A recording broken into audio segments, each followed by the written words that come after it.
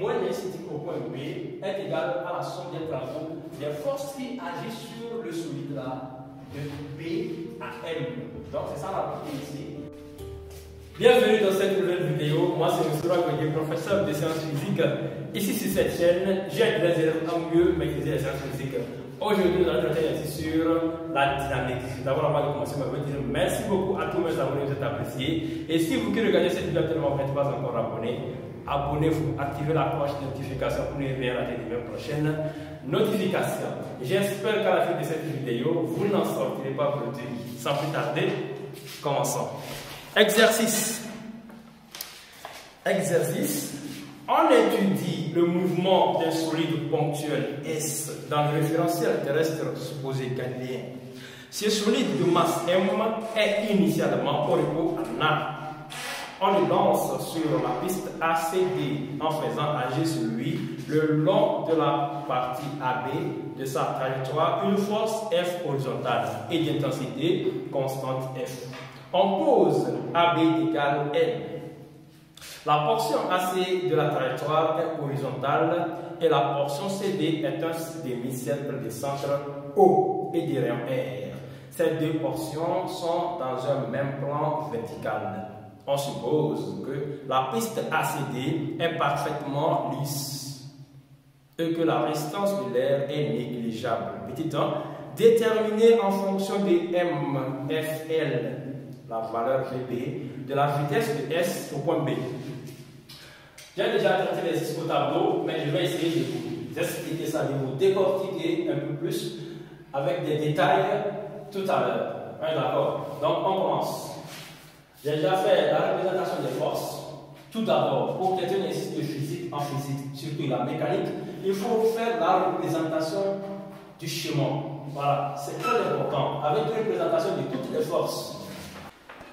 Ici, je représente le poids P, la force F et la réaction R. Ce sont des forces qui agissent sur le solide S. Maintenant, petit 1 au petit 1, on demande d'exprimer la vitesse au point B du solide en fonction de M, la masse, F, la force qui agit sur le solide, et la longueur AB. Voilà. Ici, nous allons appliquer le théorème de l'esthétique. Le théorème de l'esthétique dit quoi? Que la variation de l'esthétique entre deux instants T1 et T2 est égale à la somme des travaux des forces extérieures. Voilà. Ici, nous avons le poids, la force F, la réaction R et le poids P. Donc, variation de l'esthétique. EC B, EC final, moins EC initial, donc final, initial, est égal au travail de P plus travail de R plus travail de F. Donc ici nous savons que le poids P est perpendiculaire au déplacement, ou bien tout court, le poids P, le déplacement est horizontal. La trajectoire est horizontale. Donc si la trajectoire est horizontale, le travail du poids est nul. Le travail du poids est 0. Donc c'est pourquoi on a donné le travail du poids. La réaction R. La réaction R est perpendiculaire au déplacement ou bien à la trajectoire. Donc cela signifie que le travail de la réaction est égal à 0. Donc il nous reste seulement que le travail de F.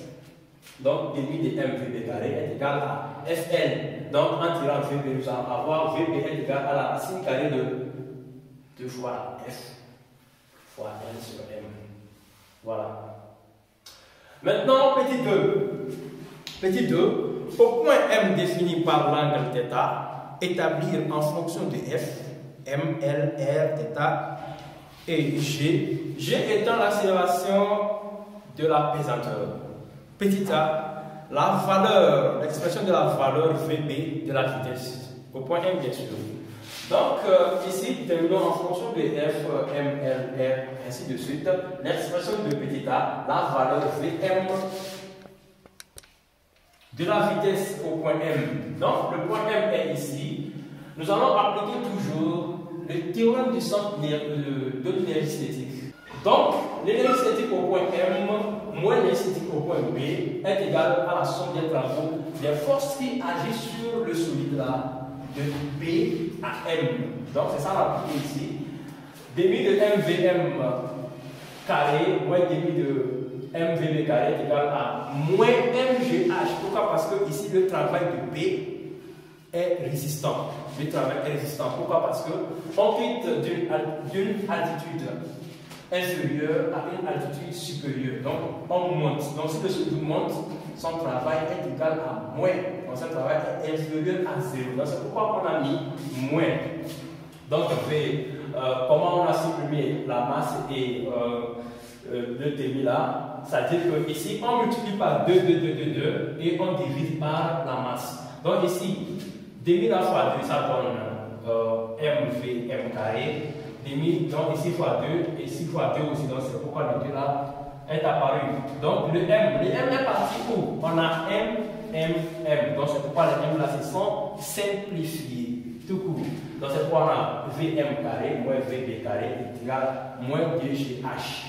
Donc, ici, nous ne connaissons pas h. Donc, il faut qu'on la détermine.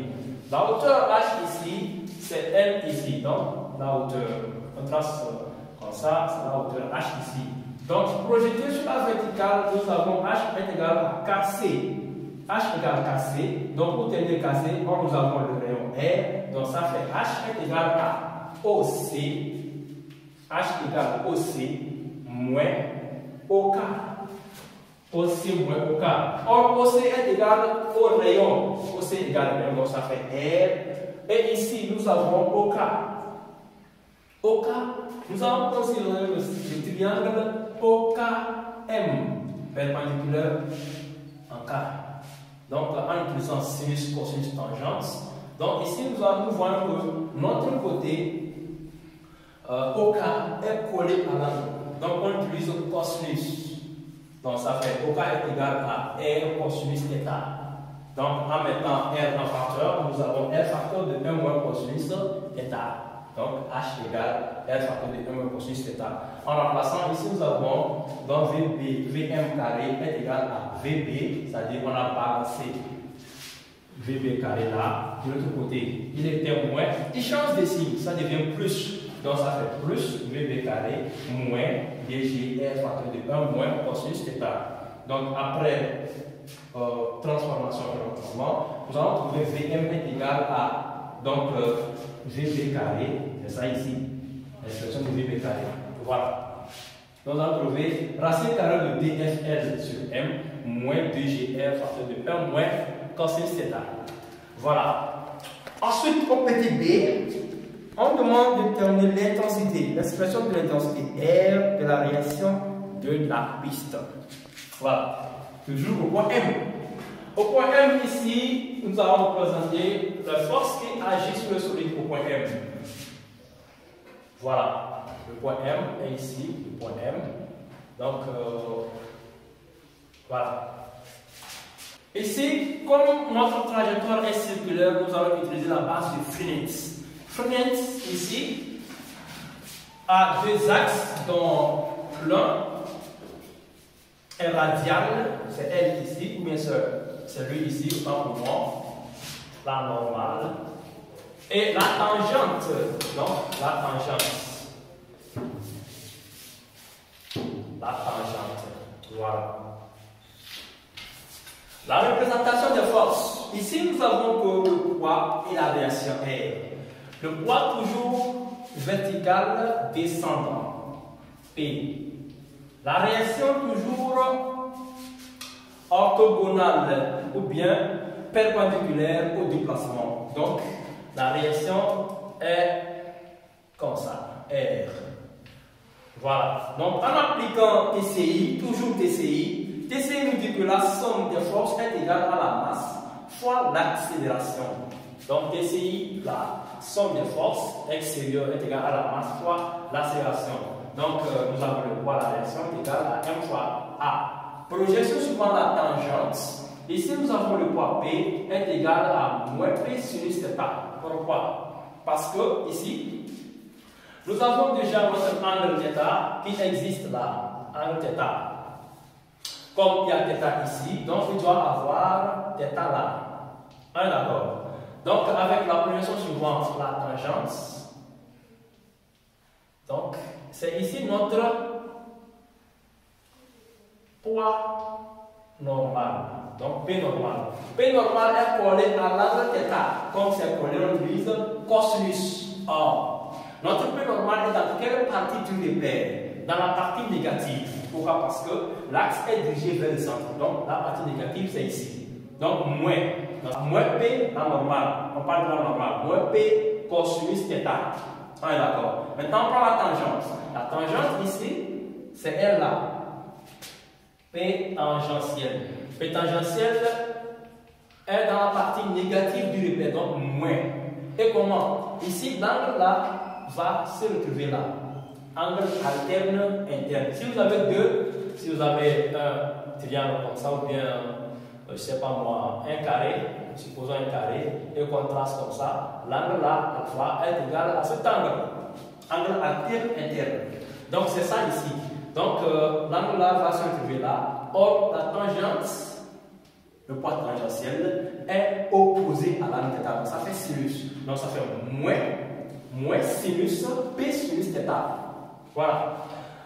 Maintenant, on prend la réaction. La réaction tangentielle est égale à 0. Pourquoi? La réaction n'a pas de composante suivant la tangente. Donc, elle n'a que sa composante suivant la normale. Donc, R tangentielle est égale à 0 et R normale est égale à R. Donc, maintenant, l'accélération. Ici, l'accélération tangentielle est égale au dérivé de la vitesse par rapport au temps. Or, ici, la vitesse est une constante. Dérivée d'une constante est égale à 0. Voilà, donc, ce qui signifie que l'accélération tangentielle est égale à 0. Nous prenons maintenant l'accélération normale. L'accélération normale AM est égale à V carré sur R. Donc, comme nous connaissons V, donc ça serait facile, Vm carré. Maintenant, nous allons remplacer le coordonnées de chaque vecteur dans l'équation de TCI. Ici, suivant la tangente, nous avons moins P sinus alpha, sinus θ, plus 0. Pourquoi? Parce que la réaction égale 0, la réaction tangentielle égale 0, est égale à 0. C'est pourquoi? Parce que l'accélération tangentielle est égale à 0. Nous prenons maintenant suivant la normale. Suivant la normale, ici, nous avons moins P cosinus θ plus R est égal à M fois Vm carré sur le rayon. Maintenant, nous n'avons pas la réaction dans l'équation 1, mais seulement nous avons R dans la réaction 2. Donc, nous allons utiliser la relation 2 pour terminer notre réaction. Ici, ça donne R moins P cosinus θ est égal à MVM carré sur R. Donc, en utilisant cette relation, nous allons avoir R est égal à mv carré sur R. Pourquoi? Parce que nous allons avoir mv carré sur R plus, donc on balance moins P cosinus θ de l'autre côté. Il était moins, il change de signe, ça devient plus. Donc ça fait plus P cosinus θ. Donc c'est égal, en remplaçant l'expression de la vitesse Vm carré, c'est elle ici, nous allons avoir M facteur 2. Donc dfl sur M moins ITG R facteur de M cosinus θ sur R. Donc plus mg, P égale à mg cosinus θ. Voilà. Donc en arrangeant les choses, on peut s'arrêter ici, mais en simplifiant certains trucs, donc nous allons avoir au final R égale à mg facteur de moins 2 plus 3 cosinus θ plus dfl sur R. Voilà. La dernière question nous demande d'exprimer la force F0 en fonction de M, G, R et L, la valeur F0 dF pour que S atteigne D. Voilà. Ici, nous avons des conditions. Si le solide atteint le point D ici, donc cela signifie que la réaction R est égale à 0, puisque le solide ne peut pas arriver ici et s'arrêter. Ou bien arriver ici, il a déjà quitté la piste. Donc, la réaction ici est égale à 0 et l'angle θ devient pi. Donc, l'angle θ devient pi. En ce moment, nous allons avoir donc, R égale à 0 et θ égale pi. Donc, R égale 0, cela signifie que mg facteur de moins 2 fois plus 3 cosinus θ plus dfl sur R est égal à 0. Donc, nous égalisons ça à 0 et puis nous tirons notre F. Parce que au moins ça ne serait pas M, mais ça serait F0.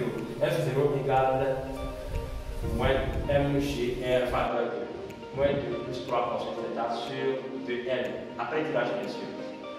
Merci d'avoir été jusqu'à la fin. Si vous n'êtes pas encore abonné, abonnez-vous, activez la cloche de notification pour ne rien rater de mes prochaines notifications.